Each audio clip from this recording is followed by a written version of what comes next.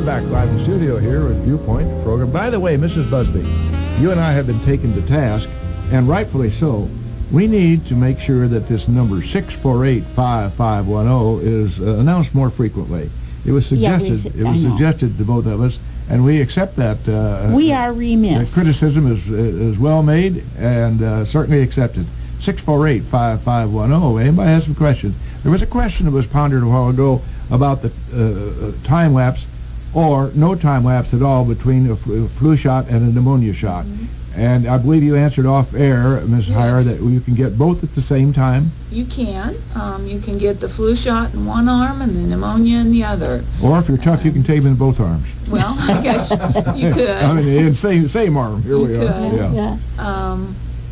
But again, we encourage people to talk with their doctors about what the recommended vaccine should be for them. And, you know, we also have nurses at the health department that are happy to answer any question that anyone might have about vaccines. By the way, you have some nice ladies. You have some folks working behind the scenes back there that the public never sees at the county health department. All of them do an important job. The folks that are on the firing line, so to speak, are your nurses who see patients and so forth. And boy, I've had great experiences out there at Judith K. And the only time I go is when I get my shots. But if you're doing there and there's no time at all, and they stab you and you're out of there, and you don't even know you've been there. You have some great folks on board. We sure do. We have some great people working at the health department, and they're very knowledgeable and can answer any questions that you have about vaccines. Yeah, we're sure getting our value there in that department. I'll tell you that. Yeah, that's right. You had some things that you wanted to be sure and cover. Sure. Go ahead, please, Ms. Heyer. I wanted to let everybody know that another important vaccine that's recommended is a vaccine called TDAP. That stands for tetanus, diphtheria, and pertussis. Pertussis is another name for whooping cough. And we've seen a resurgence of whooping cough in recent years. And there are new recommendations about that vaccine, that all adults should have at least one dose of TDAP, and children, ideally between the 11 to 12-year-old age group up through 12th grade if they haven't had it before. But they should have had it, shouldn't they? Don't they start giving that to kids when they're in the months-old category? You routinely get a set of DTAP vaccinations as a baby at 2 months, 4 months, 6 months, around 15 months, and then you get another dose before kindergarten. But what they're finding is they believe that possibly as we have gotten older, our protection against whooping cough has waned over the years, and so they have seen more of a resurgence of cases in the teenage age group and adults. And the problem with whooping cough is that in the beginning, when you first start having symptoms, they're very similar to a common cold. Runny nose, sore throat, cough, and it's not until you get into weeks of coughing that it's thought, well, maybe this is whooping cough. So it's very difficult to detect in the early stages of it. But unfortunately, you're most contagious in those early stages of the illness. Before you realize. And that's when we can spread the illness to infants who are most vulnerable. You know, the infants cannot get their first dose of vaccine until they're 2 months old. So that's why they're recommending that adults who may be a caregiver, grandparents, healthcare providers, those that might have any direct contact with an infant are definitely recommended to receive a dose of TDAP, especially people that work in healthcare. So we want to get people vaccinated to prevent the spread of the illness to others and the most vulnerable, like the infants.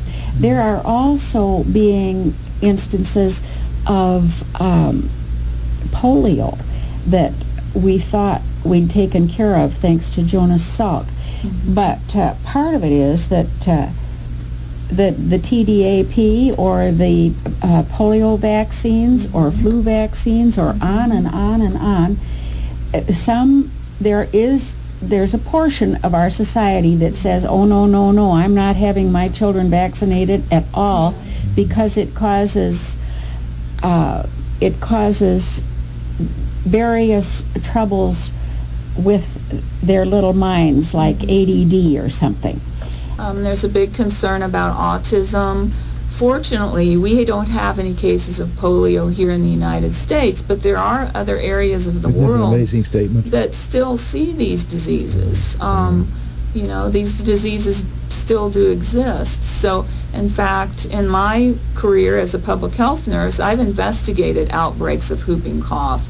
I believe it was the mid-90s. I investigated 85 cases of whooping cough. Really? 9 babies were very sick with it. 3 were hospitalized, and 1 almost died. So it's a real illness, and the diseases are still out there. The thing of it is that we have had such very good protection, immunization levels across the country that seeing those diseases is not common anymore. No. But it's because we do have a good immunization protection in our population. Is there excuse me, go Sure. ahead. Please, I'm sorry. I interrupted you. But when people choose not to immunize their child, they're putting their child at risk for illness, their family, their friends, their community at risk when they choose not to immunize. And we understand that there are concerns about vaccines and there's fears about vaccines. But, I would just encourage parents to look at the reliable scientific information out there about vaccines. Today there's so much out there that is not really reliable vaccine information. It's not based in science. It's based on opinions and assumptions. I would not take my advice about vaccination from a TV celebrity. I would base my decisions about vaccination after talking with my doctor and, educating myself about the vaccines. Your child is really, the risk of disease is far greater than the risk of vaccination. The flip side of the good things that come on the internet, and there are lots of really great things. The flip side of that, and it's just as deleterious, is having misinformation spread. Exactly. There are some websites out there that look very reliable, but if you really dig into the website, they aren't based on science. And it has been proven that the MMR vaccine, the measles, mumps, rubella vaccine, does not cause autism. That there was a British doctor, I believe it was about 10 years ago, who claimed that the MMR vaccine caused autism. Well, since then, that's been studied, multiple studies, and there have been 25 studies that have refuted his claim that it caused autism. And there is just no sound scientific. I just always assumed that was a genetic thing. Well, what they are thinking about autism now is that it may be related to genetics, and that this all starts prior to the autism cause starts sometime before the baby's even born. Sure, well, that's what I assumed. So it could be a genetic factor, it could be environmental. No one knows for sure. There are increasing numbers of kids being diagnosed with autism, which can be a wide spectrum of symptoms. There is, the thought that it's being recognized more often now and diagnosed. That there's early recognition of it, and doctors are diagnosing it more and recognizing it more. But all of the scientific information leads to the conclusion that vaccines do not cause autism. So. But still there's that small little group of people that Sure. says, well, but I don't trust those studies. Sure. They just choose to Well, trust the one what's your that daughter says say it's about that? You can't fix stupid? Yeah.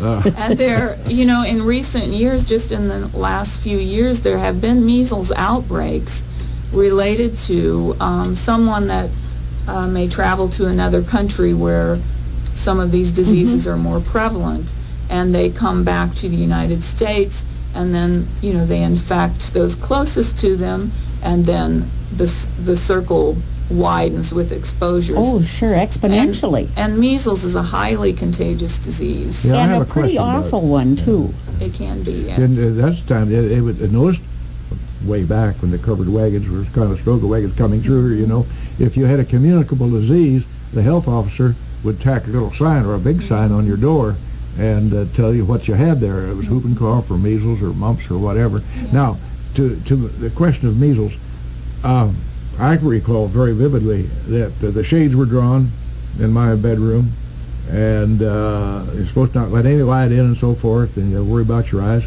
Well, sure enough, my eyes went south on me. But is there any connection with that at all? Eyes and the measles, weak eyes? And if you get the measles, you can have complications from the measles seem that to can have, cause blindness, can cause deafness. Measles can cause death. So these illnesses are real, and they still do exist.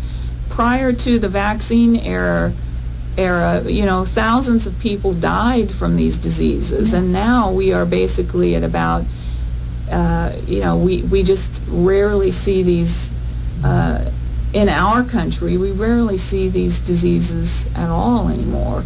But it is still important to keep vaccinating so that you won't see. I don't know how in the world he don't had see time to take time to write this note, Judith, but our producer, camera operator, engineer, fellow who also does the sweeping and dusting around here, Mr. Ash, handed me a note, asked a question about shingles vaccination. Yes. And I was going to gloss over that. I hadn't even thought about shingles. So thank you, Jim, for that. Yeah.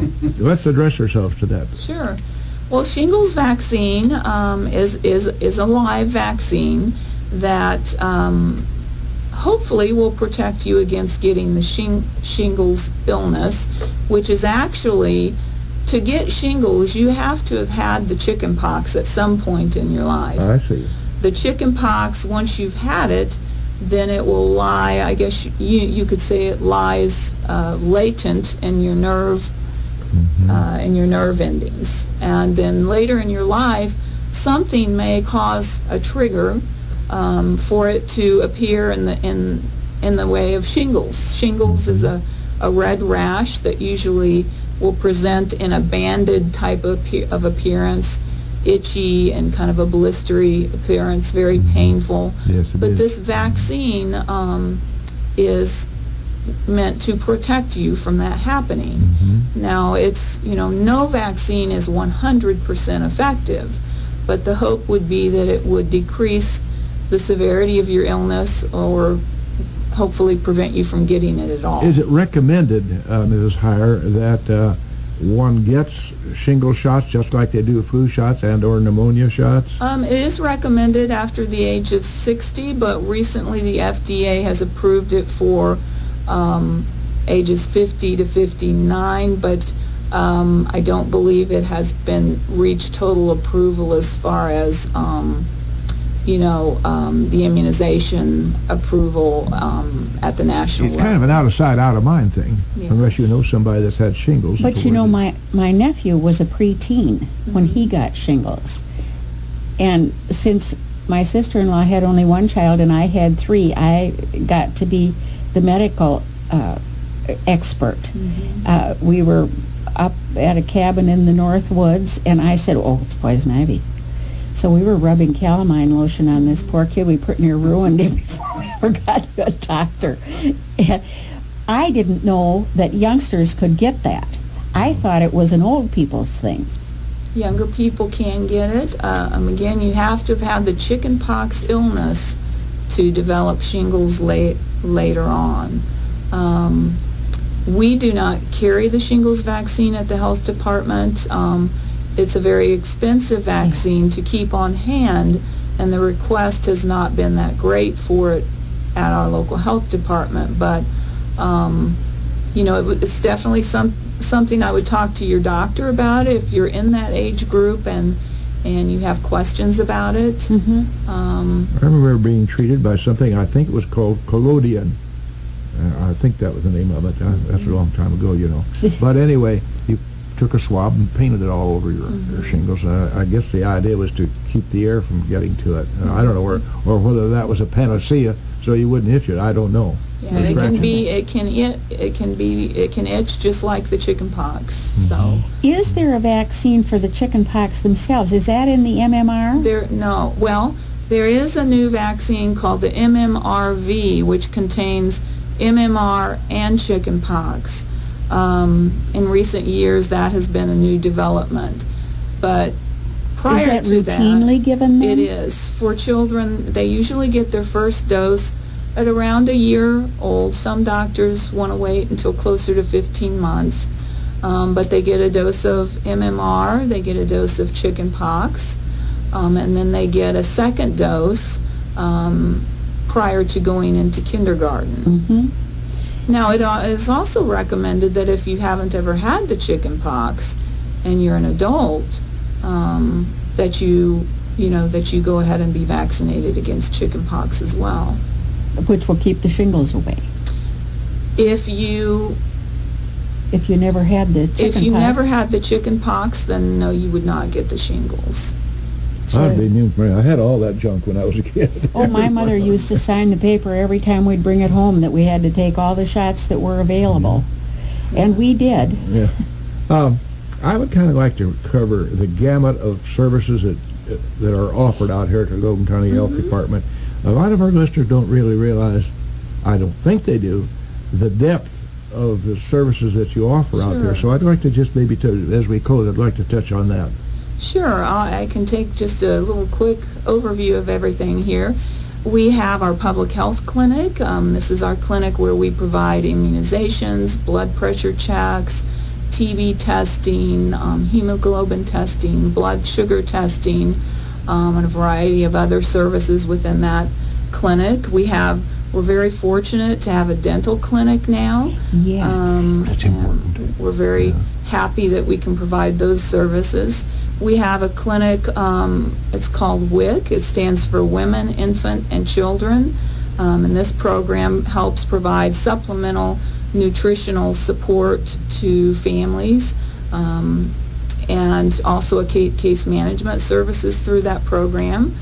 We have a program called HealthWorks, which works to assure that kids that are in DCFS care have access to medical services.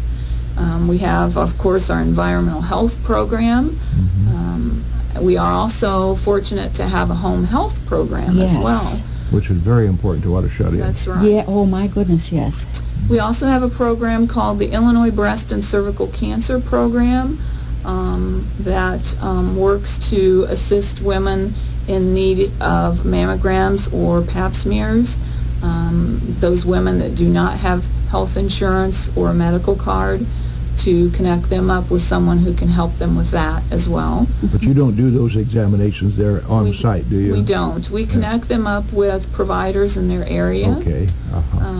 So we have, I'm sure I'm forgetting some programs. We have a car seat program where we help with checking that car seats are installed appropriately and an individual can get a car seat through the health department.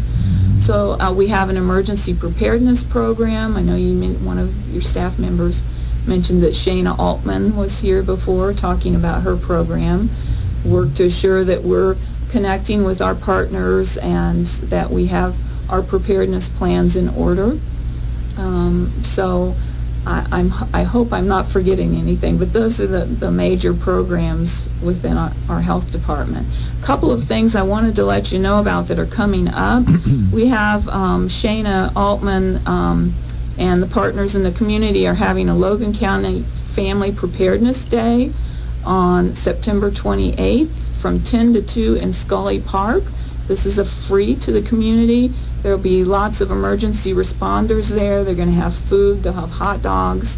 It's all about helping families prepare for disaster. And the date on that again is? That is Saturday, September 28th, That's a week from this Saturday, folks. 10 to 2 in Scully Park.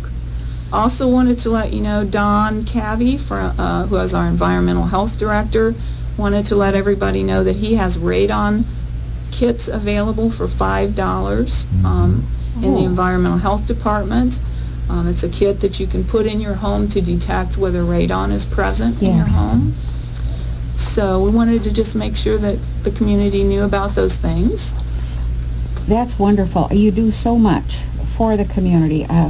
That's quite a place out there on Yeah, Bird we get a Street. big bang for a buck out there. You bet. Really It do. is. We appreciate your taking your time this morning with us, Well, Diane. thank you very much for having me. Well, this Appreciate is it.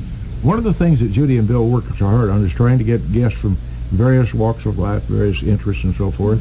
And we sit at her table having a cup of coffee and sometimes later in the afternoon something, maybe more.